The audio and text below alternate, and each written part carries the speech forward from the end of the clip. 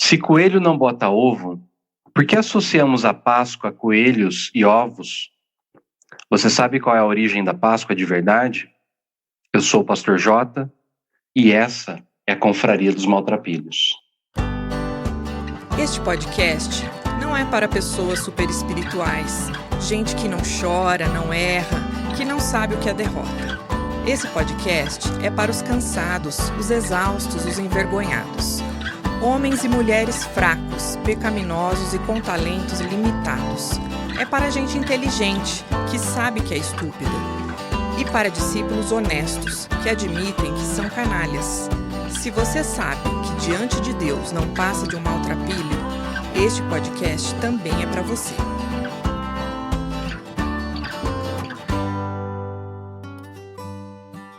Olá, confraria, seja muito bem-vindo, muito bem-vinda. Hoje, quinta-feira da Paixão, nós vamos falar sobre Páscoa. E eu estou muito feliz porque hoje eu recebo um convidado especial. É a primeira vez que eu faço esse bate-papo, né? E hoje eu vou conversar com um mano muito querido que a Assis me deu.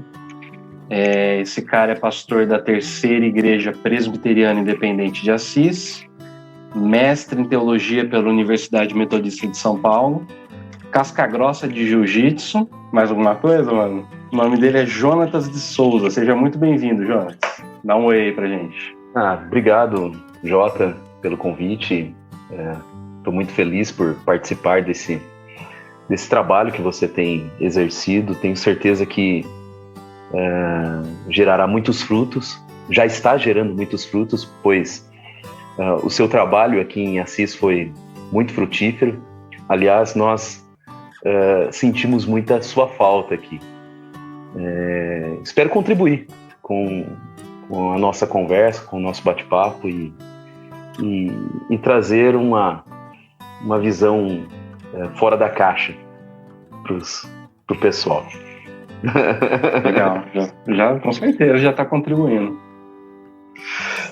Mano, então vamos começar aqui a nossa conversa. Você que gosta de teologia, gosta de ensinar, né? Eu queria, assim, que você, primeiro, assim, pra gente, né, dar um start aqui, um pontapé inicial, explica para quem não conhece muito a Bíblia, não conhece teologia, qual é a origem da Páscoa, como é que a Páscoa começa? Então, a Páscoa, primeiro, ela é uma memória, né? É uma memória viva em Israel, na teologia do Antigo Testamento, porque a Páscoa, ela é o ritual ou a lembrança da passagem do povo pelo Egito, pelo período de escravidão no Egito, a passagem também pelo Mar Vermelho, a lembrança da passagem milagrosa pelo Mar Vermelho, a lembrança também, a memória da passagem pelo deserto do Sinai, ao longo de 40 anos. Enfim, a Páscoa é a memória, a lembrança das ações milagrosas de Deus, mantendo, sustentando e cuidando do povo em meio à situação da passagem. Da passagem tem a ver com passagem, então. Exato. Por quê? Porque a palavra hebraica Páscoa, ela vem do hebraico Pessah. E Pessah fala passagem. Pessah significa passagem. Então é a passagem pelo Egito. Período de libertação em que Deus libertou o povo da opressão no Egito. E aí é interessante lembrar também a situação em que o povo estava e também a disposição ou a ação de Deus em libertá-los do Egito. Porque essa passagem pelo Egito, ela identifica ou revela, porque o Antigo Testamento mostra um Deus epifânico, ou seja, um Deus que revela-se. E é interessante até, há um teólogo luterano alemão chamado Jürgen Moltmann, que no livro Teologia da Esperança, ele diz que o Deus da Bíblia é um Deus epifânico e de promessa. Ou seja, é um Deus que revela-se, é um Deus que se mostra ao povo, é um Deus que se mostra à humanidade e faz promessa. E diante desta promessa há a esperança, ou seja, aquilo que gera as utopias, aquilo que gera os desejos, os anseios, e eu vou além, a coragem de permanecer diante das negatividades da vida. Esse Deus epifânico e que faz promessa, ele se revela ao povo de Israel justamente num período de muita aflição que o povo estava. Uhum. Se a gente lê o texto de Êxodo, no capítulo 3, a partir do versículo 7, Deus, ele revela-se a Moisés. Moisés, ele já havia deixado o Egito, já havia casado com uma filha de um homem medianita, ou seja, com uma mulher medianita, uma mulher que não tinha nada a ver com os egípcios e também nada a ver com o pessoal de Israel, com o país de Israel, com a terra de Israel. Ele casa-se com uma mulher pagã. E Moisés, quando ele foge e casa com essa mulher, ele está cuidando lá no deserto do Sinai das ovelhas do seu sogro, Jetro, chamado Jetro. E Deus, ele se revela a Moisés justamente porque percebe a aflição do povo, a tristeza, o sofrimento que o povo estava passando no deserto. E Deus chama Moisés para libertá-los. Deus usa a Moisés para libertá-los da aflição do Egito. Mas é interessante a forma que Deus revela-se a Moisés e, consequentemente, também ao povo. Pois, a partir do versículo 7, o texto de Êxodo diz que Deus, ele viu a aflição do povo. O texto diz: certamente vi a aflição do meu povo que está no Egito e ouvi o seu clamor por causa dos seus exatores. Conheço-lhe o sofrimento. Por isso desci a fim de livrá-los das mãos dos egípcios e para fazê-los subir daquela terra a uma terra boa e ampla, terra que mana leite e mel. Aí o versículo 9 diz assim: pois o clamor dos filhos de Israel chegou até mim, e também vejo a opressão com que os egípcios os estão oprimindo. Ou seja, esse texto mostra o caráter do Deus da Bíblia. Pois o Deus da Bíblia é um Deus que revela-se e faz promessa ao povo este que estava passando por sofrimento, aflição, e também que clamava a Deus ou clamava diante deste sofrimento. O texto mostra que Deus, ele se revela conhecendo a aflição do povo, ouvindo o clamor deste povo que estava sofrendo por conta da opressão dos egípcios, e além do mais, o texto diz que ele conhece o sofrimento deste povo. Tipo, ele não está longe, né? Não, é aquela ideia do o Deus relojoeiro, né? Que, sei lá, criou o mundo e saiu fora, foi embora. Esse é o demiurgo. Não é o Deus da Bíblia. Não, o Deus da Bíblia é o Deus epifânico. Uhum. O Deus da Bíblia é o Deus que está junto. Uhum. E o Deus junto é o Deus que, ao conhecer o sofrimento do povo e ao ouvir o seu clamor, ele passa junto com o povo. Aí vem um conceito de Páscoa, passagem. Ele não só, manda eles irem, mas ele vai junto. Ele vai junto. O sentido é o Deus caminhante. No entanto, que no versículo de número 8 vai dizer que Deus desceu, ou seja, o conceito grego de um Deus que está no totalmente outro, conforme Rudolfo Otto ou Calbart, o Deus que está no mundo metafísico, em outro lugar, numa outra dimensão, no mundo espiritual, Uhum. Isso não é o Deus da Bíblia. Isso é a influência dos gregos. O Deus da Bíblia, que é revelado tanto no Antigo Testamento quanto no Novo Testamento, daí a releitura da teologia do Novo Testamento. Ou seja, daí a leitura do texto bíblico, não da influência hermenêutica dos gregos. O texto bíblico vai mostrar que Deus desceu. E que ao descer ele passa com o povo. Tanto pelo sofrimento, porque conhece o sofrimento, e ao passar com o povo pelo sofrimento, os liberta. Os liberta. É o lance do Êxodo. É o lance do Êxodo.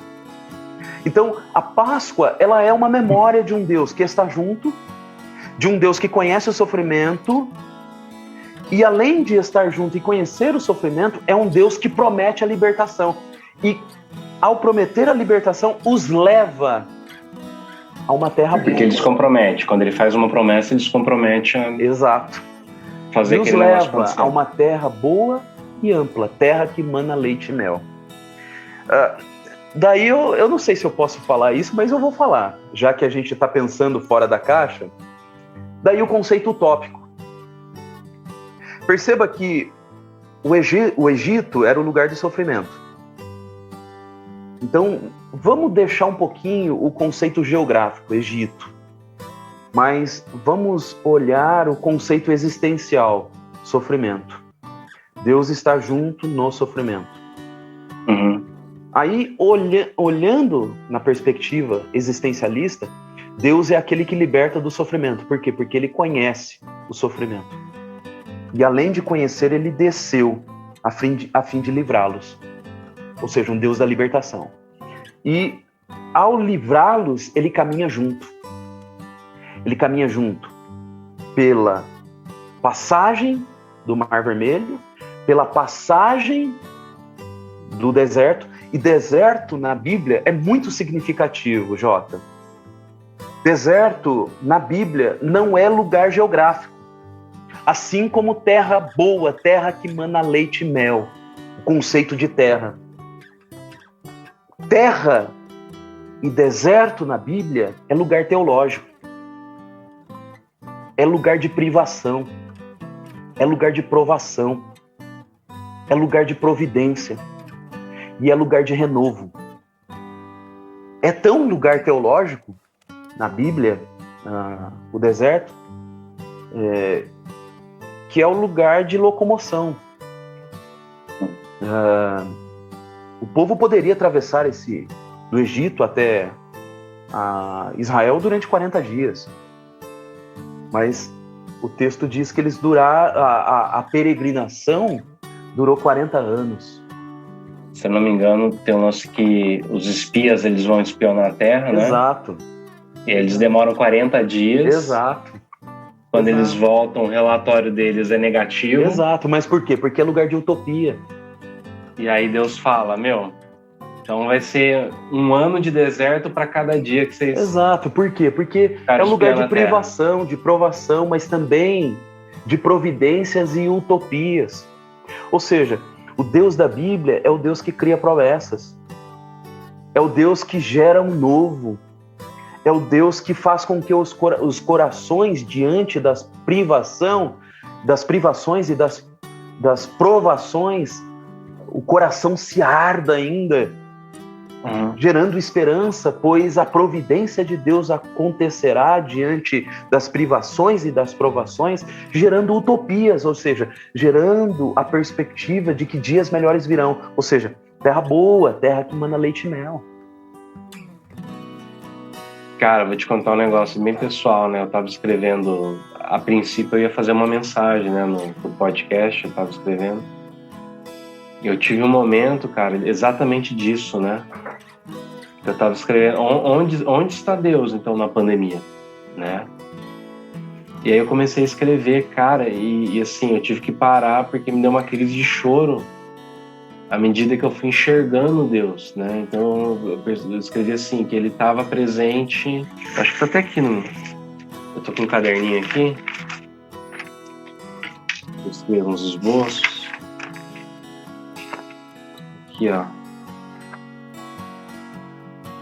escrevi assim: se Deus não nos abandonou, onde está Deus em meio à pandemia?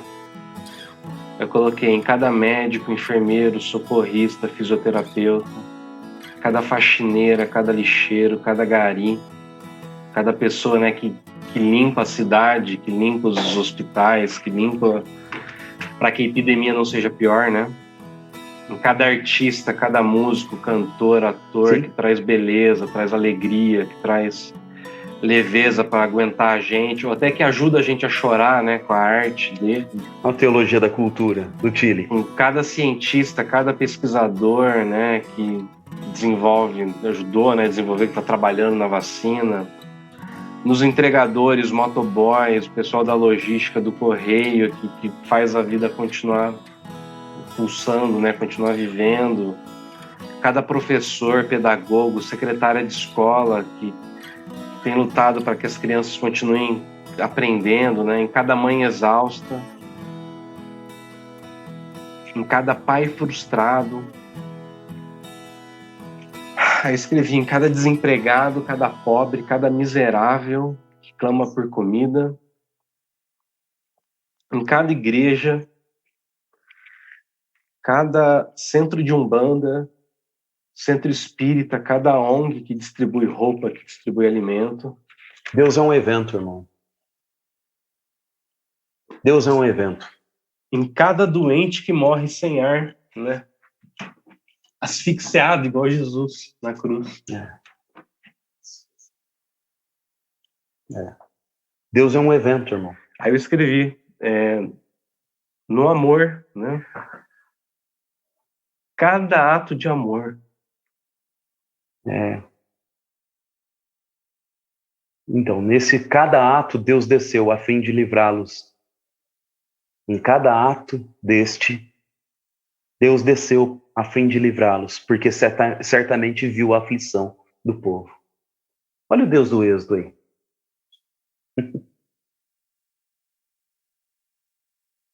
É o Deus que está junto, irmão. Esse Deus não está dentro das igrejas, esse Deus não está dentro do judaísmo, esse Deus não está dentro do islamismo, esse Deus não está dentro do centro de candomblé. Ele está aí. Aonde há um aflito, Deus desce a fim de livrá-los. Você ouviu a Confraria dos Maltrapilhos, pelo Pastor Jota, com os trabalhos técnicos de Felipe Pompeu, pela FF Produtora. Até a próxima!